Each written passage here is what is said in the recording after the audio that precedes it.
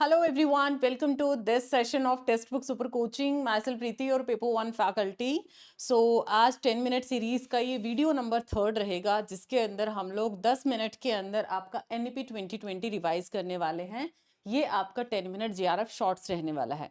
NEP 2020 चाहे आप लोग किसी टीचिंग एग्जाम में बैठते हो या नॉन टीचिंग एग्जाम में, यूपीएससी से लेके आप लोगों का जो भी बेसिक एग्जाम है, हर एक के अंदर एक इम्पॉर्टेंट टॉपिक है. चाहे केंद्रीय विद्यालय है, यूजीसी नेट एग्जामिनेशन है, सेट एग्जाम, नवोदय, टेट, हर एक एग्जाम में NEP 2020 पूछा ही पूछा जाता है. सो आज इसके वन लाइनर जितने भी क्वेश्चंस आपके PYQs पूछे गए हैं या आपसे पूछे जा सकते हैं, 10 मिनट के अंदर मैं पूरा का पूरा टॉपिक आपको रिवाइज कराऊंगी. 10 मिनट सीरीज में अपना वैल्यूएबल फीडबैक कमेंट्स में देना है. आखिरी में एक होमवर्क क्वेश्चन दूंगी, उसका आंसर आपको कमेंट्स में देना है, बिकॉज आपका वैल्यूएबल फीडबैक मुझे नेक्स्ट वीडियो के लिए मोटिवेट करता है. सो लाइक, शेयर, सब्सक्राइब ये जरूर से आपने करना है. And everyone join Telegram group, ताकि हर इंपॉर्टेंट अपडेट आपको टाइम टू टाइम मिलता रहे. मैं टेलीग्राम लिंक भी बता देती हूँ, @प्रीति पेपर 1, ये मेरा है टेलीग्राम लिंक, @प्रीति पेपर 1, जहाँ पर हर क्लास का अपडेट PDF, मैंने ICT के मैराथन की PDF भी मैंने शेयर कर दिया है. और मेरा इंस्टा हैंडल, जहाँ पर आपको डेली बेसिस पे छोटे छोटे रिविजन्स मिलेंगे with the help of reels. तो ये मेरा इंस्टा पेज है, आप यहाँ पर भी फॉलो कर लीजिए लास्ट मिनट के शॉर्ट रिविजन्स के लिए, क्योंकि लास्ट की शॉर्ट्स बहुत मदद करेंगी. So let's start with the session without wasting any time. And आज का हमारा टॉपिक है NEP 2020. NEP 2020 जो कि आपसे हर बार नेशनल एजुकेशन पॉलिसी, थोड़ा सा मैं इसके बैकग्राउंड के बारे में बता देती हूँ. हमारा 64-66 के अंदर आता है कोठारी कमीशन. अब कोठारी कमीशन ने बहुत सारी रिकमेंडेशन दी, उसके रिजल्ट पे हमारी आती है पहली पॉलिसी, जो थी नेशनल पॉलिसी एजुकेशन. और इस टाइम पे हमारी प्राइम मिनिस्टर कौन थी? इंदिरा गांधी. अब ये पॉलिसी बहुत सक्सेसफुल नहीं मानी जाती है. सो हमारा उसके बाद सेकंड पॉलिसी आता है 86, जब आपके जो प्राइम मिनिस्टर हमारे थे वो कौन थे? राजीव गांधी. इसको काफी सक्सेसफुल माना जाता है. इसी के टाइम पर KVS या फिर नवोदय विद्यालय की बात करती हूँ, ऑपरेशन ब्लैक बोर्ड है, इनकी स्थापना करी गई थी.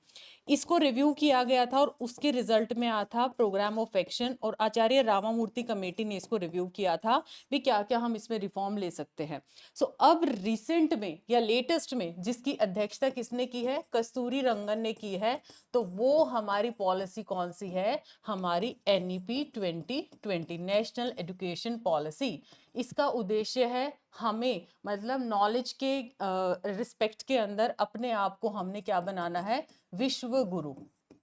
ठीक है, विश्व गुरु कौन से सस्टेनेबल डेवलपमेंट गोल के साथ अलाइन है? SDG 4 के साथ. SDG आपके 2015 में आए थे.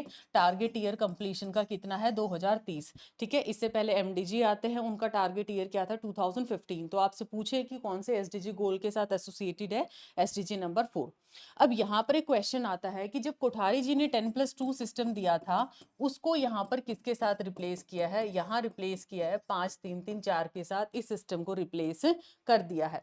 अब 5-3-3-4 के साथ ये जो सिस्टम हमारा रिप्लेस हुआ है, अब इसमें नया क्या है देखने को? यहाँ तो 10-2-3 बड़ा सिंपल सा लगता है, इधर आपका इतना कॉम्प्लिकेटेड क्यों है?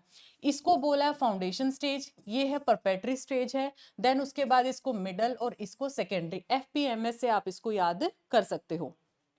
इसको दो भागों में बांटा गया है, 3 और 2. मतलब यहाँ पर जो बच्चा 3 साल का है, वो यहाँ 3 साल किसमें स्पेंड करेगा? बाल वाटिका है या आपके प्ले स्कूल हो सकते हैं, उसके अंदर अपना वो एंजॉय करेगा. और यहाँ पर जो एज रखा गया है बेसिकली 3 से 6 साल तक का बच्चा यहाँ पर रहेगा. आई होप ये चीज आप लोगों को क्लियर है. ठीक है, अब यहाँ पर 2 साल में, अब 2 साल में कितना बड़ा हो जाएगा? 6 से 6 और 2 8 साल का हो जाएगा. इधर वो करेगा फर्स्ट और सेकंड क्लास. ये क्लासेस से क्वेश्चन बनेंगे भी, किसने किस एज ग्रुप के अंदर वो कौन सी क्लास करेगा. अब 3 साल में अब ये बताओ, फर्स्ट सेकंड यहाँ कर ले तो इधर कौन सी? थर्ड, फोर्थ, फिफ्थ क्लास करेगा. और कितने साल का होगा? 8 साल का यहाँ है, तो 8 और 3 कितना हो गया? 11. ऐसे यहाँ पर 6th, 7th और 8th 3 क्लास यहाँ 11 साल का था, 11 और 3 14. इधर 4 साल, 14 और 4 18 साल का बच्चा +2 कर लेगा. और 9th है, 10th है, 11th और 12th है, वो आपकी यहाँ पर क्लासेस को कवर करेगा. आई होप इतना पिक्टोरियल रिप्रेजेंटेशन आपको क्लियर है. अब आती है हमारी GER की बात. जीईआर के लिए एनईपी 2020 में क्या बोला गया? स्कूल के लिए जो जीईआर है वो हमें अचीव करना है 100% और 2030 तक। हायर एजुकेशन के लिए जीईआर कितना है? 50% का टारगेट रखा है 2035 तक। अभी अगर मैं लेटेस्ट की बात करती हूँ, ठीक है, तो ये कितनी थी? 26.3% थी, जो आपसे क्वेश्चन भी पूछा जा चुका है। जितने भी टीचर एजुकेशन इंस्टीट्यूट्स हैं उनको क्या बनाना है? Multi disciplinary. मल्टी डिसिप्लिनरी का मतलब होता है बहुविषय। इस पे क्वेश्चन काफी बार आया है और ये वाली चीज आपसे पूछी जाएंगी। तो इनका टारगेट है कि सबको, हमें जितने भी टीचर एजुकेशन इंस्टीट्यूशंस हैं उनको बनाना है बहुविषय 2030 तक। ऑल हायर एजुकेशन इंस्टीट्यूट्स को क्या बनाना है? मल्टी डिसिप्लिनरी 2040 तक। यहाँ मैंने टीचर इंस्टीट्यूट्स की बात की, यहाँ मैंने हायर एजुकेशन की बात की है। एटलीस्ट एक हायर एजुकेशन इंस्टीट्यूट को, एटलीस्ट एक को इन नियर बाय डिस्ट्रिक्ट के अंदर, वो टारगेट ईयर है 2030 तक क्या बनाना है? मल्टी डिसिप्लिनरी बनाना है। इसके लिए हालांकि एनईपी 2020 और किसके ऊपर फोकस करती है? मल्टी लैंग्वेलिज्म के ऊपर भी फोकस करती है, यानी कि बहुभाषा के ऊपर, एक दूसरे की भाषा का रिस्पेक्ट, और इसके लिए इति की भी स्थापना करी जाती है। ट्रांसलेशन एंड लर्निंग, ये आप लोगों का बेसिकली इंस्टीट्यूशंस की स्थापना करी जाती है। नेक्स्ट अगर मैं यहाँ पर बात करती हूँ, एक क्वेश्चन आप लोगों को मैं दूंगी, जीडीपी का कितना, हमारे जीडीपी का कितना खर्च होता है, ये आपका होमवर्क क्वेश्चन है कि कितना एनईपी 2020 में सजेस्ट किया कि जीडीपी का कितने % हमें शिक्षा पे खर्च करना है, ये आपका होमवर्क क्वेश्चन रहेगा। अब रिसर्च पे हम लोग कितना खर्च करते हैं? एनईपी डॉक्यूमेंट में साफ साफ लाइन, और यहाँ से क्वेश्चन भी आ रखा है, 0.39% हम रिसर्च पे खर्च करते हैं, जो कि लेस देन 1% है बाकी जो अलग अलग हमारे देश है उनके कंपैरिजन में। स्टेम के ऊपर फोकस किया। स्टेम क्या है? साइंस, टेक्नोलॉजी, इंजीनियरिंग और मैथ, इसके ऊपर हैवी फोकस किया गया। हमारा यहाँ पर तन्वी 4 मेजर यूनिवर्सिटीज की बात हुई। एंशिएंट यूनिवर्सिटी, ये कौन सी है? तक्षशिला है, नालंदा है, विक्रमशिला है और वल्लभी। विक्रमशिला और वल्लभी, साथ साथ मैंने ट्रिक्स भी बता दी हैं जो कि आप लोगों को यहाँ पर ध्यान में रखनी है। अब बोलता है एमफिल को यहाँ पर हमने क्या कर देना है? डिसकंटिन्यू कर देना है। एमफिल को डिसकंटिन्यू करना है। टीचर्स की डेवलपमेंट के लिए कॉन्टिन्यूस प्रोफेशनल, यहाँ पर सीपीडी के अंदर कितने घंटे की बात की भी, कितना घंटा इन्वेस्ट करना है? कम से कम 50 घंटे यहाँ पर बेसिकली इन्वॉल्व करने की बात करी गई थी। इसके अलावा HECI की स्थापना हुई, Higher Education Commission of India.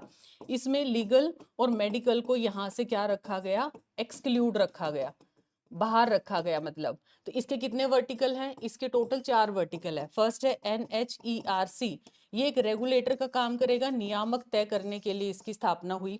Then है NAC, ये क्या है आपका? अक्रेडेशन का काम करेगा, ठीक है।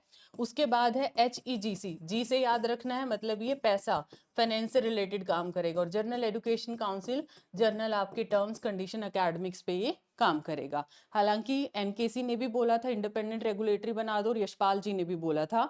अभी HECI आता है। रिसर्च को बढ़ावा देने के लिए NRF की स्थापना, नेशनल रिसर्च फाउंडेशन, ये इसके लिए बिल भी पास हो चुका है 2023 के अंदर, रिसर्च को बढ़ावा देने के लिए।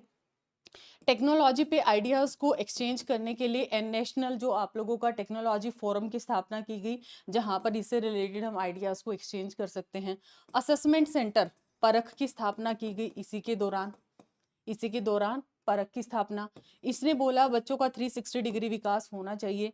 6th क्लास के अंदर ही हमने कोडिंग को और वोकेशनल एजुकेशन को शुरू कर देना है। 3 लैंग्वेज फॉर्मूला की बात हुई है, और शुरुआत तक 5th क्लास तक कम से कम हमने अपनी रीजनल भाषा में बच्चे को क्या है? पढ़ाना है। याद कैसे रखोगे? घर में रेगुलेटर ओपन हुआ, नाक के अंदर आती है स्मेल, स्मेल ठीक कराने के लिए मुझे लगाना पड़ेगा पैसा, और उसके बाद हमारा वो जो घर में जो स्मेल थी ना सिलेंडर की, वो हो जाएगी नॉर्मल। तो रेगुलेटर, अक्रेडेटर, इसका फर्स्ट नंबर, सेकंड नंबर, तीसरा वर्टिकल और 4th वर्टिकल, ऐसे ही सीरीज में आपको याद करना है। अब है होमवर्क क्वेश्चन की बारी। कितना % जीडीपी का खर्च करना है शिक्षा पे?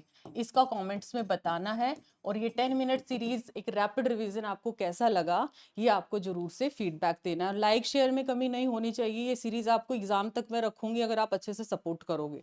बाकी टेलीग्राम हर बच्चे को ज्वाइन करना है, और हर बच्चे को मेरे ये पेज जरूर फॉलो कर लेना है, प्रीति हुड्डा _UGC नेट। ठीक है, इंस्टा पेज। यहाँ पर आपको सारे अपडेट्स मिलेंगे, कोई वैकेंसी भी आती है और स्पेशली पेपर वन के रिवीजन है, मोस्ट स्कोरिंग टॉपिक्स है, सब कुछ आपको यहाँ पर मिलने वाला है। सो मिलते हैं नेक्स्ट ऐसे ही वीडियो के अंदर। रेस्ट ऑफ अगर आप लोगों को पेपर वन के सुपर एक्सेस में एनरोल करना है then you can go for the same and paper one के सुपर एक्सेस प्रोग्राम को आप ज्वाइन कर सकते हो। अच्छा, कल आप लोगों के लिए यानी कि 23 मई को स्पेशल सेशन रखा है 9 बजे। बाकी दिन 10 बजे मिलती हूँ, 9 बजे हायर एजुकेशन की मैराथन है। इसको अभी से लाइक कर लीजिए। एनरोलमेंट के लिए मेरे किसी भी सेशन के आप लोग डिस्क्रिप्शन में जाओ, 1 रुपए में कंप्लीट पेपर वन, इस पे आप क्लिक करोगे तो आप 1 महीने के लिए कम से कम बूस्टर बहुत अच्छे से सिस्टमेटिकली रिवाइज कर सकते हो, जो भी प्लान आपको बेटर लगे। 1 रुपए का ट्रायल भी है, बट मैं तो सीधी कहूंगी कि सीधे अब मैं अगर फ्री में इस तरीके से आपको टीच करती हूँ फ्री की क्लासेस में, तो आप उम्मीद कर सकते हो पेड स्टूडेंट्स का फीडबैक भी दे सकते हो। मैंने इंस्टा पे भी डाल रखा है, वहां पर भी मैं अपने 100% एफर्ट्स लगाती हूँ। सो आप यहाँ पर 1 मंथ का चूज कर सकते हो, 1 रुपए का ट्रायल है या 3 मंथ का। यहाँ प्राइस आप लोगों को कम है, आपके एंड पे आपको ज्यादा प्राइस मिलेगा, तो उसके लिए आपको यूज करना पड़ेगा मेरा फैकल्टी कोड PRITIH। हाँ, एक और चीज है, अगर आप दोनों पेपर्स के साथ जाना चाहते हैं तो आज एक बहुत अच्छा ऑफर भी है, सेल, जिसके अंदर 1549 के अंदर आप लोग यहाँ पर इसमें एनरोल कर सकते हो। 1 महीने के लिए पेपर वन पेपर टू दोनों आपको मिलेगा। बाकी जो भी फर्दर कोर्सेज है you can go for the same structured way में जाना है, टाइमली एनरोल करो एंड यही डिस्काउंट कोड यूज करना है आप लोगों को, मेरा फैकल्टी कोड, जिससे आपको डिस्काउंट मिल जाएगा। तो मिलते हैं नेक्स्ट ऐसी वीडियो में। Thank you so much, bye bye, take care.